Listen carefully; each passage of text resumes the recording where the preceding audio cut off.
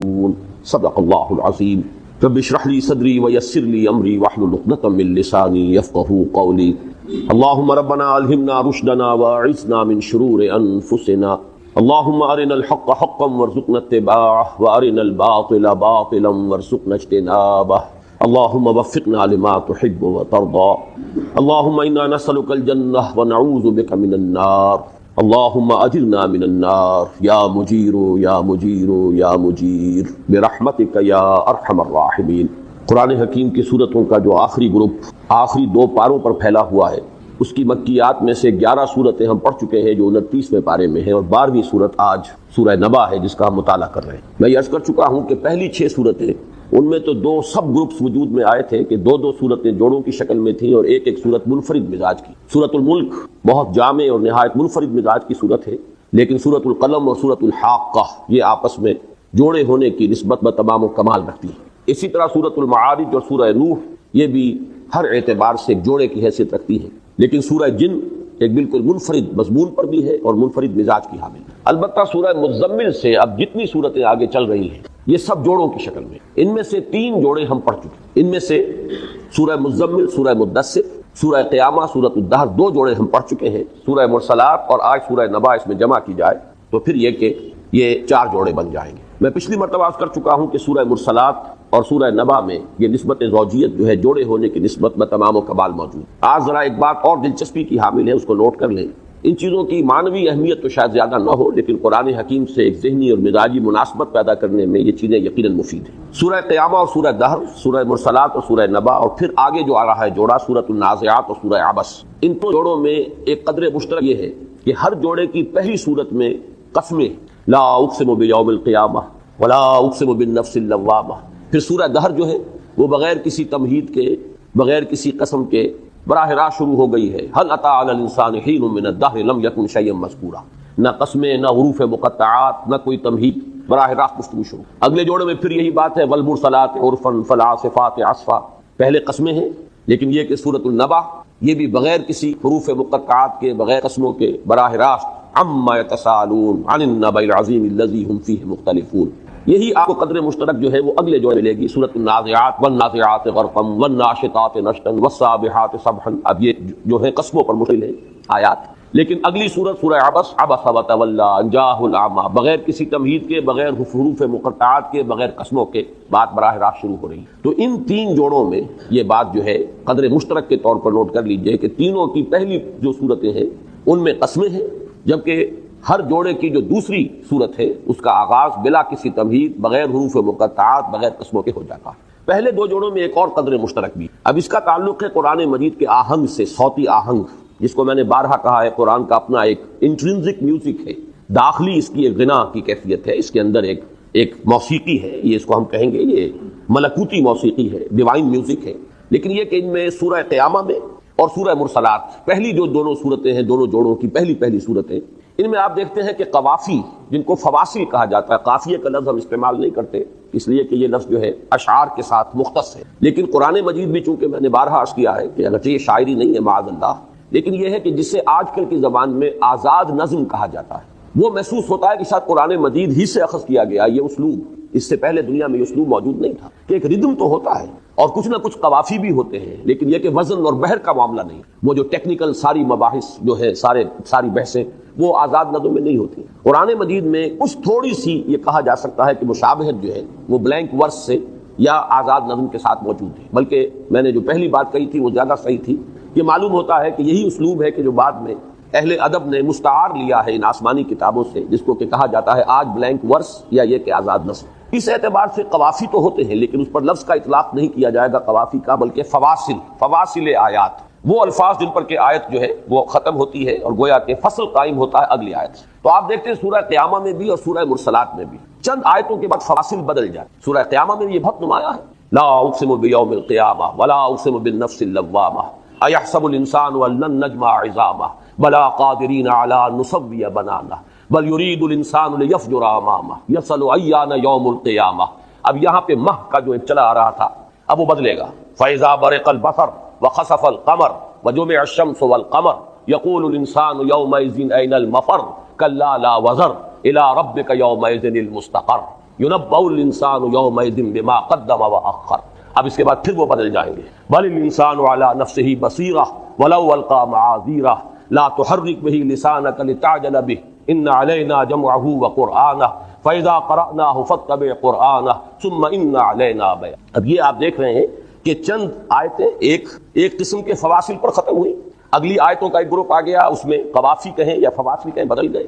یہی سورہ مرسلات میں کیفیت تھی. اسی طریقے سے 4 5 آیتوں کے بعد جو ہے وہ فواصل بدل گئے. لیکن ان دونوں جوڑوں کی جو دوسری صورتیں ہیں، سورۃ الدہر میں بھی آپ دیکھیں کہ شروع سے آخر تک ایک ہی قافیہ یا ایک ہی انداز میں آیتیں ختم ہوئی، اور بالکل وہی شان سورہ نبا کی. ابھی آپ نے اس کی پوری تلاوت سنی ہے.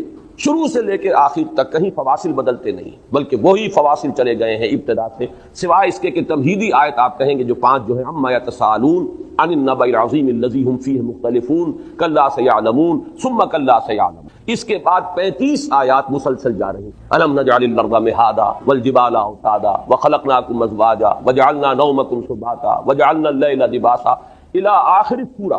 یہی جو ہے انداز چلا جائے. تو ان دونوں جوڑوں میں یہ قدر مشترک نوٹ کر لیجئے کہ ہر جوڑے کا پہلا فرق اس میں چند آیات کے بعد فواصل بدل جائے، اور دونوں جوڑوں کا جو دوسرا فرق ہے ان کے اندر یہ ہے کہ شروع سے آخر تک ایک ہی انداز چلا. اب اس سے آگے بڑھیے تو سورہ مرسلات اور سورہ نبا میں کہ یہ جو نسبت زوجیت جسے ہم کہہ دیتے ہیں زیادہ لمبی عبارت سے بچنے کے لیے، تو اس کو پھر دوبارہ سمجھ لیجیے اس سے مراد کیا ہے.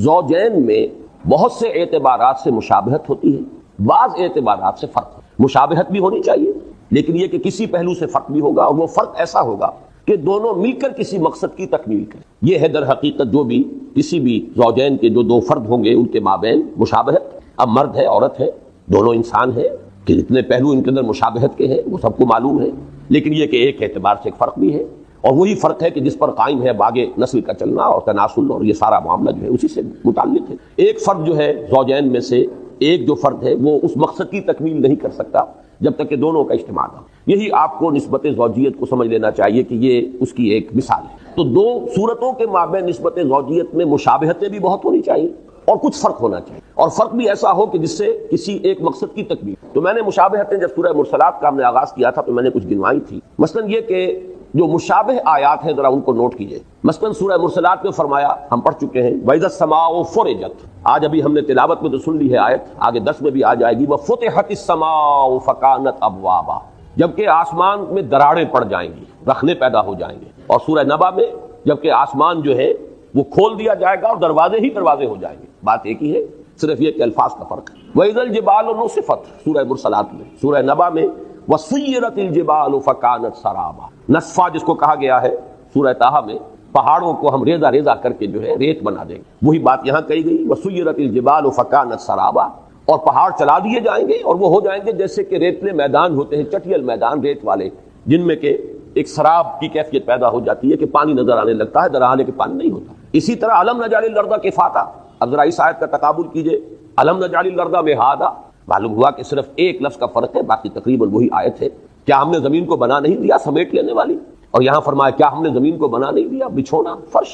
اسی طریقے سے پہاڑوں کا ذکر وجعلنا فیہا رواسیا شامخات، یہ سورہ مرسلات کی آیت ہم پڑھ چکے ہیں. یہاں فرمایا والجبال اوتادا، ہم نے پہاڑوں کو میخوں کی طرح گاڑ دیا ہے. اسی طرح فرمایا سورہ مرسلات میں واسقیناکم ماء فراتا، ہم نے پلایا تمہیں پانی بڑا شیریں وہ جو تسکین بخش ہے. یہاں فرمایا وانزلنا من المعصرات ماء ثجاجا. مضمون ایک ہی ہے، مشابہت اس وقت گنوا رہا ہوں. اسی طرح فرمایا یوم الفصل میں آپ کو بتا چکا ہوں کہ قرآن مجید میں یہ انہی صورتوں میں آیا ہے، 3 مرتبہ آیا ہے اس سورہ مرسلات میں کہ یوم الفصل وما ادراک یوم الفصل ھذا یوم الفصل. اور اسی طریقے سے یہ لفظ آیا یوم الفصل سورہ نبا کے اندر ان یوم الفصل کان میقاتا. سورہ مرسلات میں فرمایا تھا وَإِذَا الرُّسُلُ أُقِّتَتْ لِأَيِّ يَوْمٍ أُجِّلَتْ. یہاں فرمایا ان یوم الفصل کان میقاتا اجلت، جس کا ایک اجل معین تھا، جس کا وقت جو ہے طے تھا، اور اسی کو قیامت کے لیے فرمایا کان میقاتا.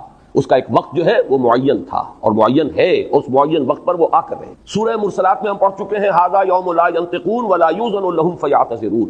وہ مضمون سورہ نبا میں آئے گا لا یملکون منہ خطابا یوم یقوم الروح والملائکۃ صفا لا یتکلمون.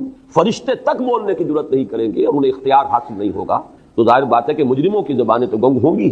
یہ اب مشابہت کے مضامین تھے جو میں نے آپ کے سامنے رکھے. ایک چیز اور نوٹ کرنے کی ہے کہ ایک اسلوب ہے جس کو کہا جاتا ہے استفہام تقریری. بظاہر سوال ہے لیکن اصل میں سوال نہیں ہوتا، کسی چیز کی تاکید کے لیے صرف اسلوب سوال کا اختیار کیا جاتا ہے، جیسے کہ سورہ مرسلات میں 3 دفعہ آیا ہے الم نہلک الاولین، الم نخلقکم من ماء مہین، الم نجعل الارض کفاتا، اور بالکل یہی اسلوب ہے جس سے کہ سورہ نبا اب شروع ہو رہی ہے، اور اس میں چونکہ وہ مضمون بڑی تفصیل سے چلے گا، الم نجعل الارض مہادا، تو جو نسبت و تناسب ہے 3 مرتبہ علم سے سوال شروع ہوا ہے سورہ مرسلات میں، اور 1 مرتبہ سورہ نبا میں۔ 3 مرتبہ سورہ مرسلات میں یوم الفصل کی ترکیب آئی ہے، اور 1 مرتبہ جو ہے وہ سورہ نبا۔ یہ چیزیں وہ ہیں کہ جن سے ایک مناسبت قائم ہو رئی ہے ذہن کے اندر کہ واقعتاً ان میں بڑی گہری مشابہت۔ البتہ فرق کیا ہے؟ دیکھیے 2 چیزیں ہیں، ایک ہے جلالی انداز، ایک ہے جمالی انداز۔ ایک ہے جس میں بشارت کا پہلو زیادہ ہوتا ہے، ایک وہ ہے جس میں انذار کا پہلو غالب ہے۔ ویسے تو یہ تمام صورتیں جو آخری 2 گروپ ہیں یا جو آخری منزل ہے جو سورہ قاف سے شروع ہوتی ہے وہ آخری منزل، اور اس میں مکی اور مدنی صورتوں کے 2 گروپ بن گئے۔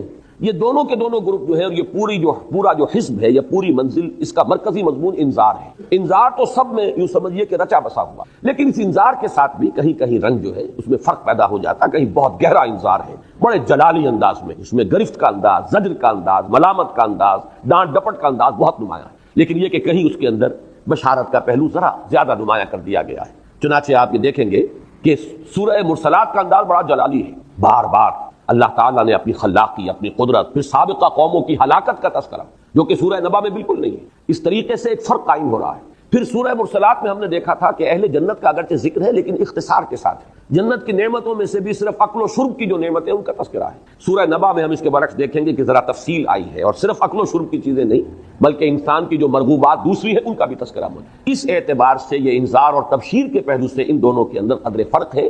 سورہ مرسلات کا انداز بہت گہرا ہے، انذار والا، اور اس میں زجر ہے، ڈانٹ ہے، ڈپٹ ہے، جھنجھوڑنے کا انداز ہے، ملامت ہے، جبکہ سورہ نبا میں آپ دیکھیں گے کہ ربوبیت کے جو شواہد ہیں ان کو زیادہ نمایاں کیا گیا ہے، اپنے احسانات کا تذکرہ زیادہ ہے، جس سے جذبہ شکر ابھرے انسان کے اندر، تشکر اور ایک محبت کا جذبہ پروردگار کے ساتھ ابھرے۔ وہ چیز وہاں بھی ہے لیکن یہاں زیادہ نمایاں، میں صرف فرق بیان کر رہا ہوں، درجوں کا فرق ہے، اور جنت کا اور اہل جنت کا تذکرہ جو ہے وہ سورہ مرسلات کی نسبت سے زیادہ ہے۔ تو یہ چند فرق ہیں کہ جو نسبت زوجیت کو واضح کرنے کے لیے۔ ایک اور چیز ہے، یہ ذرا ویسے تو غیر اہم ہے لیکن جیسا کہ میں نے عرض کیا یہ چیزیں دلچسپی کی حامل ہیں، اور ان کے حوالے سے بہت سی چیزیں ذہنوں میں انسان کے وہ برقرار رہتی ہے، مستحضر رہتی ہے۔ قرآن مجید کی بعض اور صورتوں میں بھی آپ کو یہ شے نظر آئے گی کہ بالکل جیسے کہ برابر کی صورتیں ہیں، مثلا سورہ جمعہ ہے اور سورہ منافقون ہے، دونوں 2 رکوعوں پر مشتمل، دونوں کی 11 آیات، دونوں میں پہلا رکوع 8 آیات پر مشتمل، دونوں کا دوسرا رکوع 3 آیات پر، بڑی گہری مشابہت۔ بلکہ سورہ نبا میں ایک لفظ آ رہا ہے اترابا، ہم سن،